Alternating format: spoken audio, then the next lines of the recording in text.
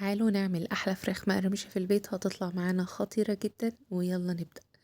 أول حاجة الفرخة بتاعتي وزن كيلو، هقطع الصدر بتاعها شرايح زي ما انتوا شايفين كده، والورك هقسمه على 3 وهشيل الجلد خالص. التتبيلة بصل وتوم، بهارات فراخ وروزماري وملح وفلفل، وممكن نزود توم بودرة وبصل بودرة مع بهارات الفراخ. هنحط اللبن الرايب والفراخ، هنقلبهم كويس ونعينهم في التلاجة ليلة كاملة. تاني يوم في العلبة بتاعتنا حطيت كوبايتين من الدقيق، مرقة دجاج، بصل بودرة وتوم بودرة وملح وفلفل وكاري. وبعدين هجيب الفراخ بتاعتي، هبدأ أشيل من عليها التتبيلة وأحطها في الدقيق وأقلبها كويس جدا. وبعدين هبدأ أخبط فيها كده عشان تعمل الشكل المقرمش بتاعها، وهنزل بيها في المية الساقعة وارجع أعيد نفس الخطوة تاني مرة أو اتنين.